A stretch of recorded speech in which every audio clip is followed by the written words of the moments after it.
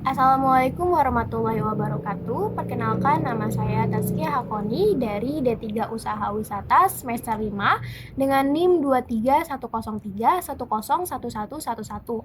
Pada video kali ini saya akan memaparkan tugas daripada mata kuliah kewirausahaan dan terdapat 3 bagian di dalam video ini.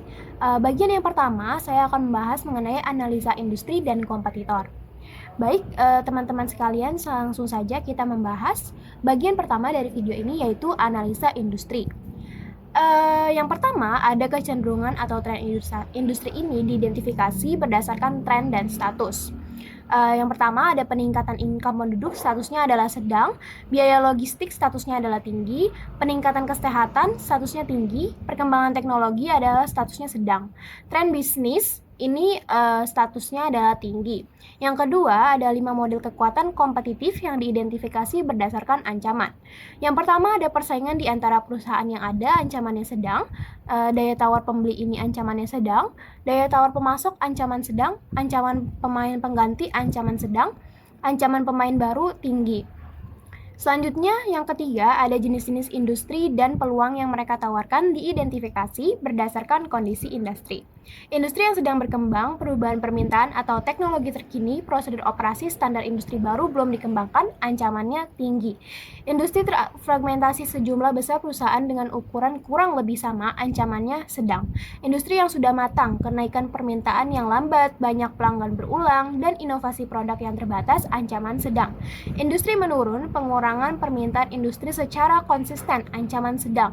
Industri global, penjualan internasional yang signifikan, ancaman tinggi. Selanjutnya, analisa kompetitor. Yang keempat, kompetitor diidentifikasi berdasarkan jenis dan ancaman. Jenis kompetitor langsung, ancaman sedang, kompetitor tidak langsung, ancaman rendah, kompetitor mendatang, ancaman tinggi. Yang kelima, sumber intelijen kompetitor diidentifikasi berdasarkan kegiatan peluang akses informasi, menghadiri konferensi pers dan pameran dagang, atur alarm email dan Google dan Yahoo, baca buku, majalah, dan situs web yang terkait dengan industri, berbicaralah kepada pelanggan tentang apa yang memotivasi mereka untuk membeli produk Anda sebagai lawan dari produk pesaing Anda. Yang keenam, ada kisi-kisi analisis kompetitif. Bagaimana melawan pesaing ialah amati dan pelajari saingan usaha Anda, kuatkan karakteristik usaha, amati, tiru, dan perbarui, dan selanjutnya cari mitra usaha untuk penguatan. Beri potongan harga atau diskon, tingkatkan dan perbaiki komunikasi ke konsumen, bersikap jujur. Gagasan bagi pasar untuk dikejar, jujur dan realistik, berpikir outside the box, meningkatkan pengalaman pelanggan. Sumber utama keunggulan kompetitif, ini ada kemampuan penelitian dan pengembangan yang kuat, akses ke properti intelektual, hak jual kembali atau distribusi eksklusif, kepemilikan peralatan modal, dukungan produk atau pelanggan yang unggul, faktor-faktor ekonomi, manajemen basis data yang unggul, dan kemampuan pemrosesan data. Strategi pemasaran yang kuat, akses ke modal kerja, tim manajemen dan operasi yang sangat baik, serta hambatan masuk atau monopoli. Baik, selanjutnya kita akan membahas bagian kedua daripada video kewirausahaan ini. Baik teman-teman semua, saat ini kita akan membahas mengenai konsep bisnis modal kanvas. Jadi terdapat 9 segmen yang ada dalam konsep bisnis modal kanvas. Ialah segmen pelanggan. Segmen pelanggan di sini ialah wisatawan domestik dan mancanegara yang berusia 17 sampai 45 tahun, pecinta budaya dan juga sejarah. Value atau solusi ini, tour guide berbahasa Indonesia dan Inggris, harga terjangkau, custom itinerary, mendapat souvenir berupa postcard, keychain, dan jamu. Yang ketiga, komunikasi dan distribusi media sosial seperti Instagram dan TikTok, kemudian dipromosikan menjual melalui tour by local dan get your guide, dan kerjasama dengan hotel. Tipe relasi dengan pelanggan, daily post di Instagram dan TikTok, giveaway, diskon, dan promo mengikuti tren terkini Gen Z.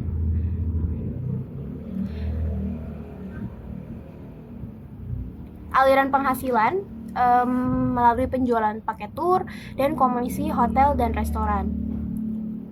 Sumber daya kunci, tour guide profesional, rute walking tour yang aman dan inklusif, media promosi dan branding. Selanjutnya ada aktivitas kunci, menyusun dan mengevaluasi rute walking tour, operasional tour harian, koordinasi dengan partner lokal. Yang kedelapan ada partner kunci, Ini Dinas Pariwisata di Jakarta, hotel, museum, dan pengelolaan kawasan wisata. Dan yang terakhir ada struktur biaya, itu guide fee, biaya operasional tour, biaya tiket masuk objek wisata, biaya perlengkapan tour, biaya asuransi wisata, dan biaya kerjasama atau komisi partner. Baik, selanjutnya kita akan membahas bagian terakhir daripada video ini, yaitu rencana bisnis atau business plan. Seperti tadi yang telah dituliskan, produk atau jasa konsultasi ini Workscape Tour, dan penyusun rencana bisnis ialah saya sendiri, Tazkia Hakoni, dengan NIM 23103101111. Deskripsi usaha, nama usahanya ialah Jakarta Workscape Tour yang bertempat di Jakarta. Basis usahanya ialah jasa dan bentuk usahanya ialah CV. Data pengusaha, nama Tazkia Hakoni, tempat dan tanggal lahir Bekasi 21 Oktober 2004, pendidikan D3, kualifikasi profesi berpengalaman sebagai pemandu wisata di Jakarta, komunikasi aktif dan mampu berbahasa Inggris. Struktur organisasi pimpinan perusahaan ini bertanggung jawab atas perencanaan usaha, pengambilan keputusan, pengawasan operasional, serta pengembangan strategi bisnis Jakarta Workscape Tour. Bagian operasi produk bertanggung jawab atas pelaksanaan walking tour, pengaturan jadwal perjalanan, pelayanan wisatawan, serta memastikan kegiatan berjalan sesuai standar pelayanan. Bagian jaminan mutu bertanggung jawab dalam menjaga kualitas layanan, memastikan kepuasan wisatawan, menerima masukan pelanggan, serta melakukan evaluasi dan perbaikan layanan. Analisa pemasaran diidentifikasi berdasarkan 5 PS. Produk ialah walking tour bertema heritage, food and local life. Lokasi atau distribusi ialah Kota Tua, Menteng, Pasar Baru, dan pusat kota Jakarta. Harga terjangkau dan kompetitif. Kemudian promosi media sosial, kerjasama dengan hotel, juga penjualan melalui tour by locals dan get your guide. Analisis operasional, desain produk, nama produk atau jasa, paid walking tour, karakteristik atau produk dan jasa. Kami menawarkan paid dan free walking tour. Pada paid walking tour ini, wisatawan difasilitasi snack, souvenir, dan 1 kali lunch mencoba kuliner legend yang ada di setiap program tour. Manfaatnya, walking tour ini bagus untuk kesehatan dan juga pengalaman dalam pengetahuan baru, serta lebih mengenal Jakarta lebih dalam. Proses produksi ini yang pertama pasti membuat itinerary setiap program tour, melakukan survei, bekerja sama dengan masyarakat lokal, promosi produk melalui media sosial. Analisis pasar dan pesaing. Analisis peluang pasar besar seiring meningkatnya wisatawan ke Jakarta dan tingkat persaingannya sedang. Analisis keuangan. Berikut ini adalah simulasi keuangan Workscape Jakarta. Tablet operasional harga 3 juta, operasional kemudian ada mic guides sebesar 500.000, bendera 100.000, ID card 20.000, kaos 150.000. Jadi total daripada biaya tetap ini adalah 3.770.000, kemudian melakukan penyusutan menjadi per bulan sebesar 105.000. Ada biaya variabel seperti air mineral, snack, bahan pendukung seperti postcard, paper bag, gantungan kunci Jakarta, jamu instan, dan juga ada guide fee. Totalnya sebesar 6.400.000. Dan ini adalah biaya per bulan untuk 8 kali trip atau 8 kali tour. Dan biaya lainnya ada transportasi sebesar 300.000, promosi sebesar 300.000, dan listrik 200.000, totalnya 800.000. Kemudian dijabarkan melalui sub B, penerimaan pendapatan dan RC rasio usaha. Jadi total cost-nya ialah 7.305.000 per bulan. Kemudian di bagian penerimaan atau revenue, harga walking tour itu 200.000 per orang, dikalikan dengan jumlah trip 8 kali bulan. Revenue atau turnya itu 10 dikali 200.000 karena 10 orang sama dengan 2 juta, dan revenue per month 8 dikali 2 juta sama dengan 16 juta. Pendapatan 16 juta dikurangi 7.305.000 sama dengan 8.695.000. Rasio usaha 16 juta dibagi 7.305.000 sama dengan 2,19. Berarti setiap RP1 biaya menghasilkan 2,19 penerimaan. Mengartikan usaha ini layak.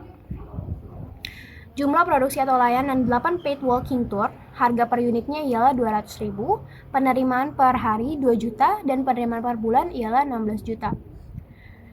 Jadi pendapatan laba per bulan sebesar 8.695.000. Analisis SWOT, strength, konsep ramah lingkungan, pemandu interaktif dan komunikatif. Weakness, skala usaha kecil, promosi dan SDM masih terbatas. Opportunities, tren wisata experiential dan sustainable travel meningkat di kalangan turis. Threat, kompetisi dari agen besar seperti Jakarta Good Guide. Kesimpulannya, layak dikembangkan sebagai usaha wisata pariwisata berbasis pengalaman. Teman-teman semua, seperti tadi itulah pembahasan dan penjabaran mengenai 3 bagian daripada tugas kewirausahaan. Terima kasih telah menonton. Saya ucapkan wassalamualaikum warahmatullahi wabarakatuh.